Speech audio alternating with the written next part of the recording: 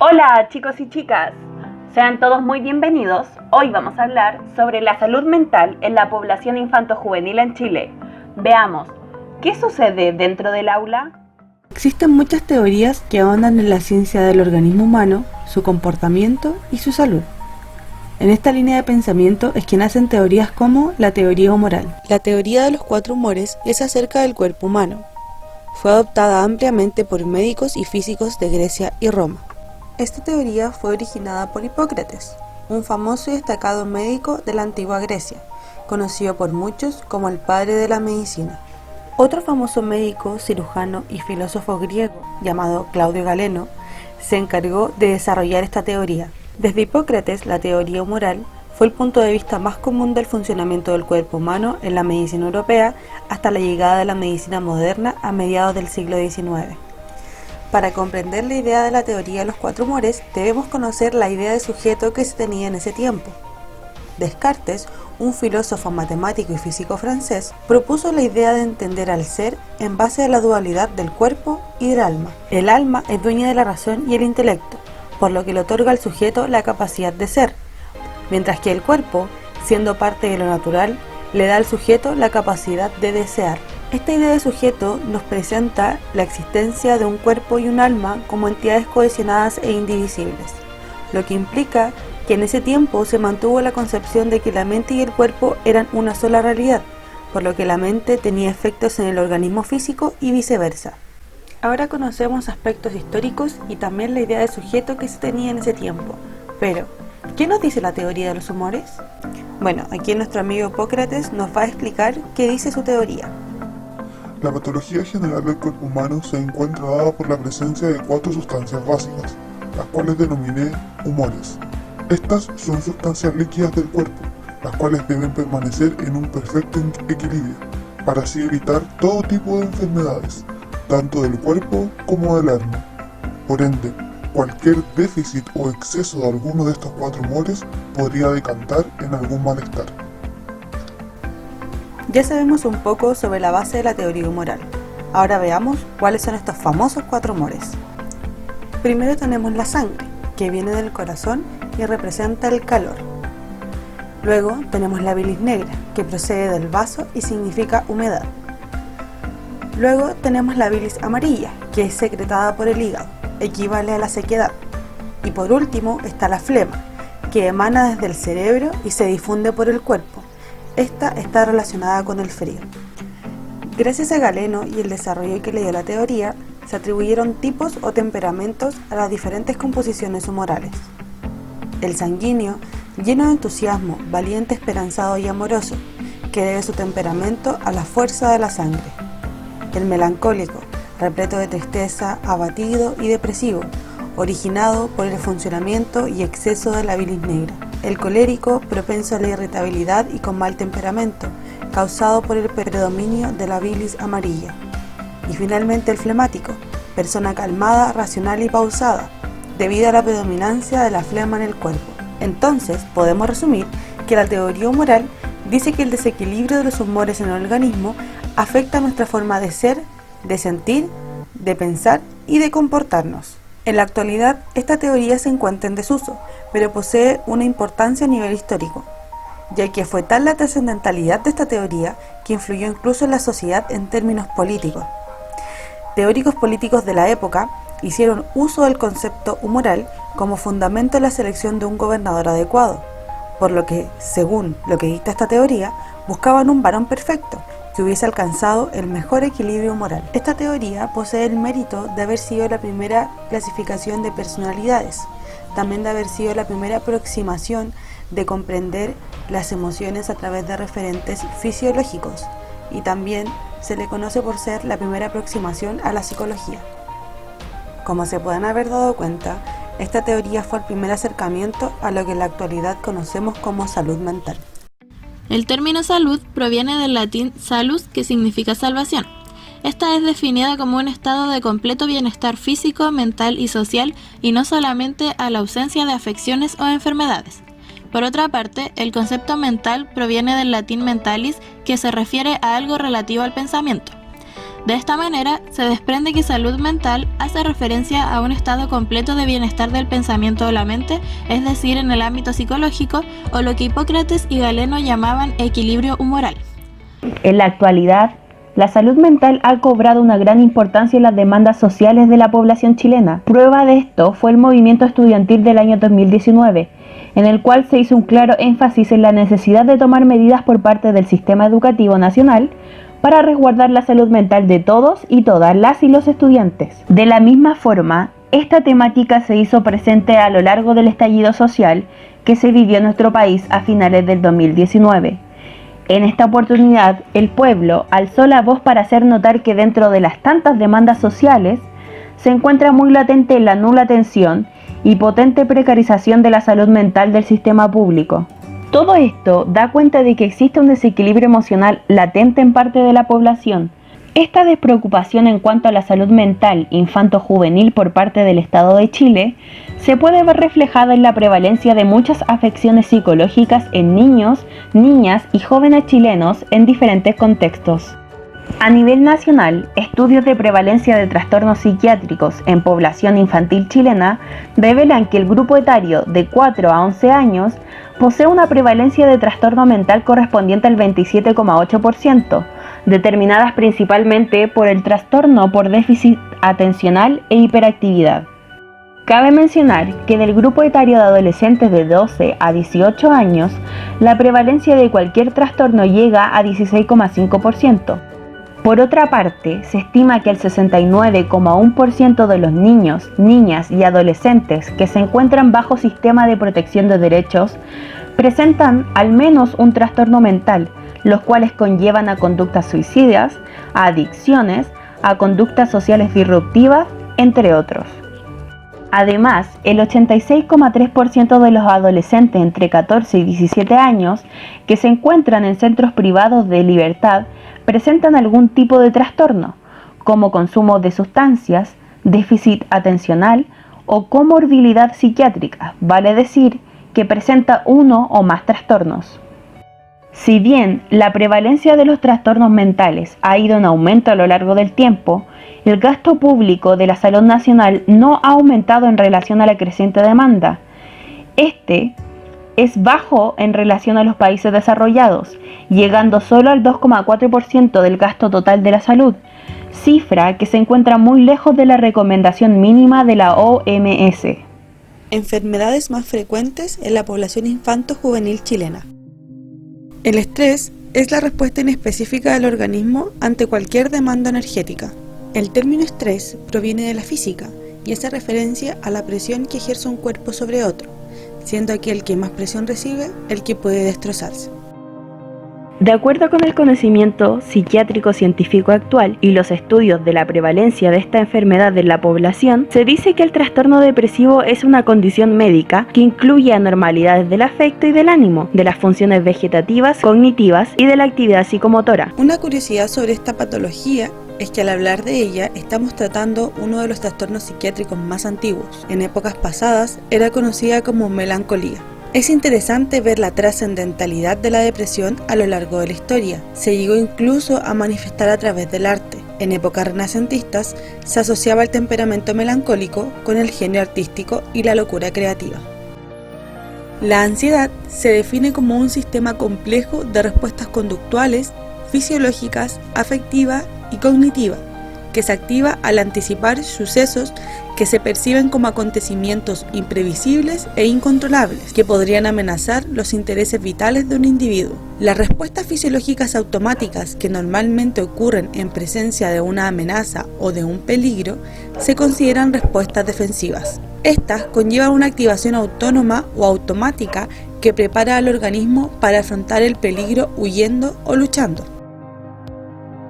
El trastorno por déficit de atención e hiperactividad, o bien conocido como TDAH, es uno de los trastornos psiquiátricos infantiles más frecuentes en la actualidad. El TDAH es un trastorno del neurodesarrollo definido por niveles perjudiciales de falta de atención, desorganización y o hiperactividad impulsiva.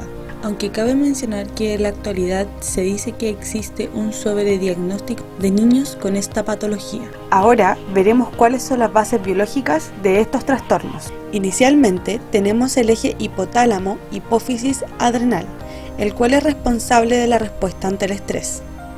Su funcionamiento se encuentra regulado por la hormona liberadora de corticotropina o CRH, la cual es un péptido. Entonces, ¿qué ocurre aquí?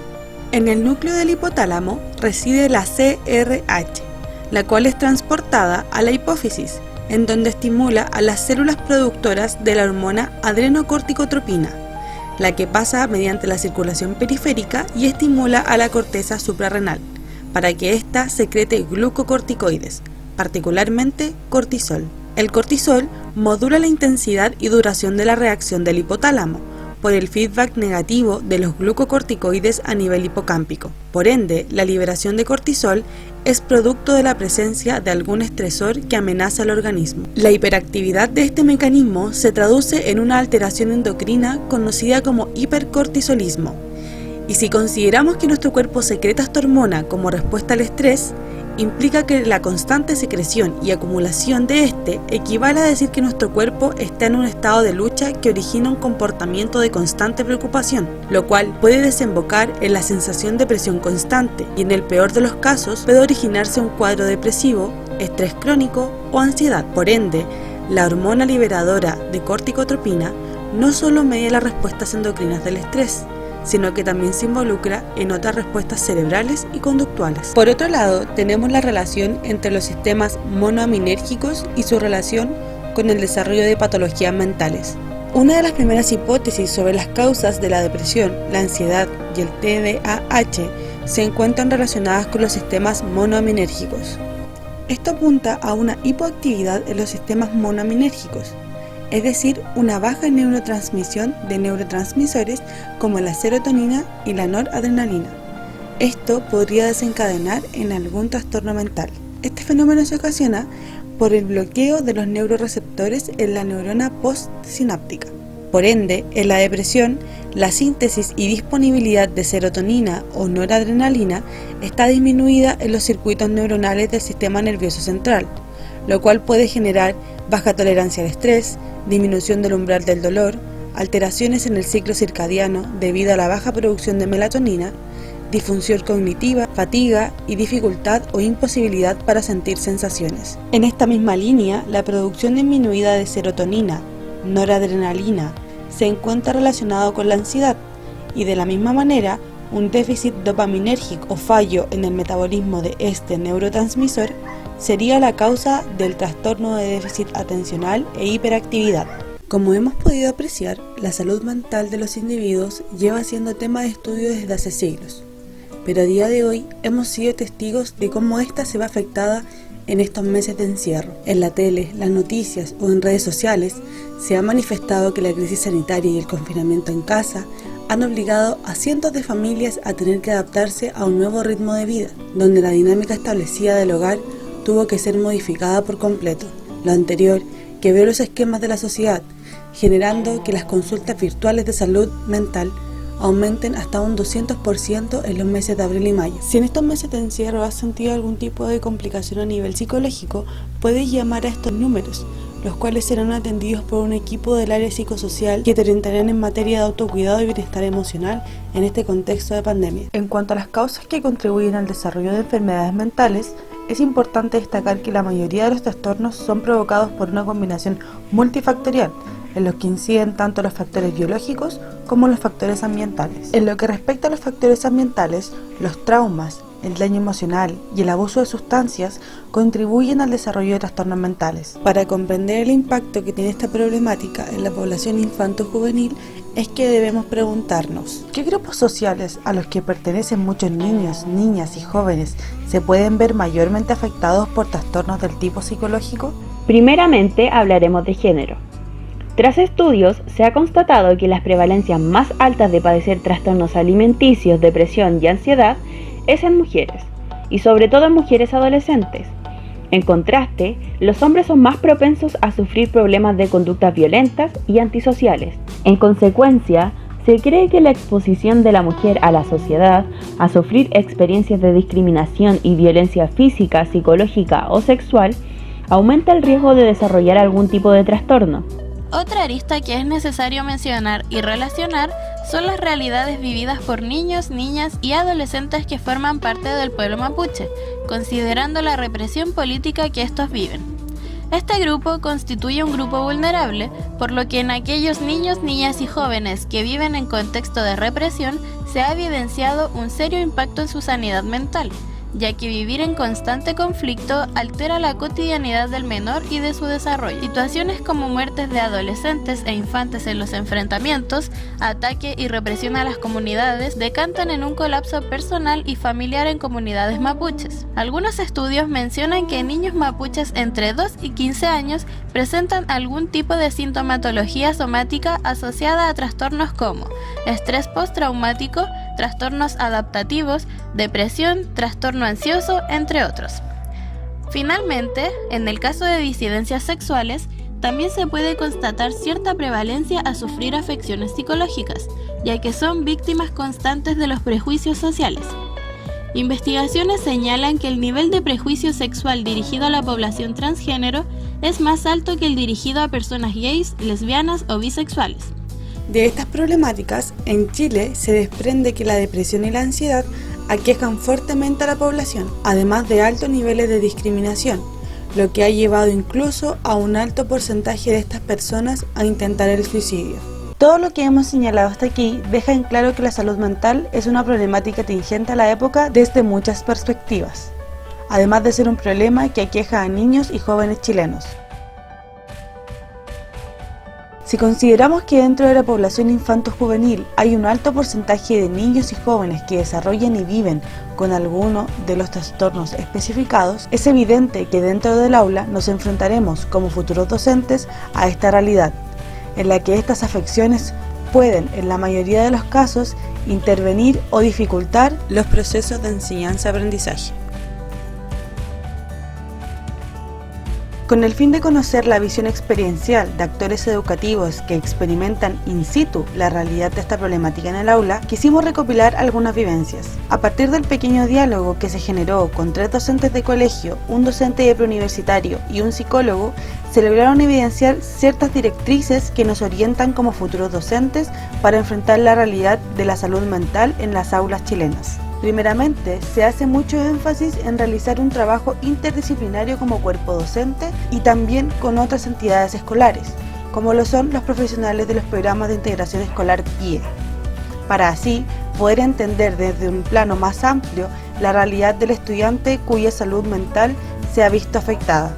También aconsejan mantener los métodos de evaluación abiertos a cambios y adaptaciones para diferentes necesidades, ya que esto puede ser de mucha ayuda para aquellos estudiantes que requieran formas de evaluar acorde a sus requerimientos. Finalmente, una docente nos menciona la importancia de establecer un trato desde el cariño y la empatía para así abrir espacios y ambientes óptimos en los que todos aquellos estudiantes que se ven inmersos en un diagnóstico psicológico puedan desenvolverse con propiedad.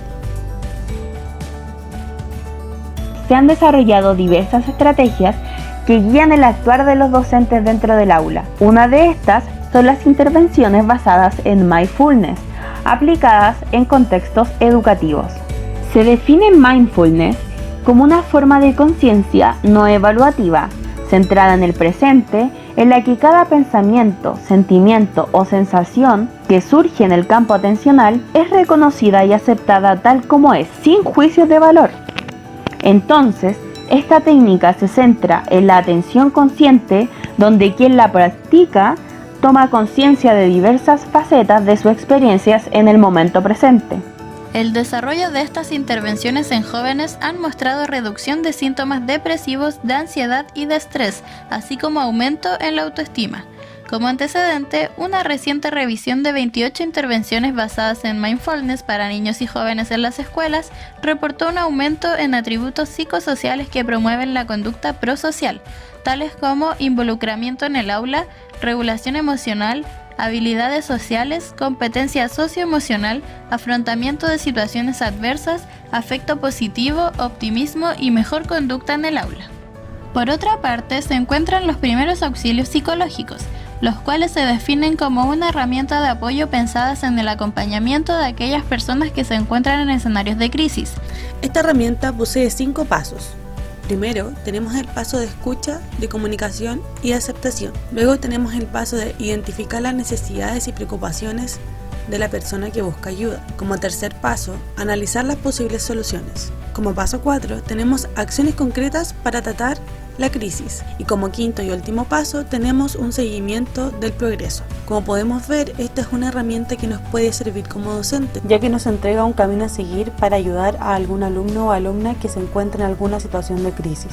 En este video quisimos entregar un panorama general de la salud mental infanto-juvenil chilena, además de dar a conocer cuáles son las enfermedades más prevalentes en este grupo etario, para así poder explicar las bases biológicas de estas enfermedades. De la misma manera, también quisimos dar a conocer cómo se entrelaza esta problemática con la realidad en el aula, y de esta manera abrir la reflexión para saber cómo afrontaríamos nosotros esta problemática como futuros docentes de ciencia.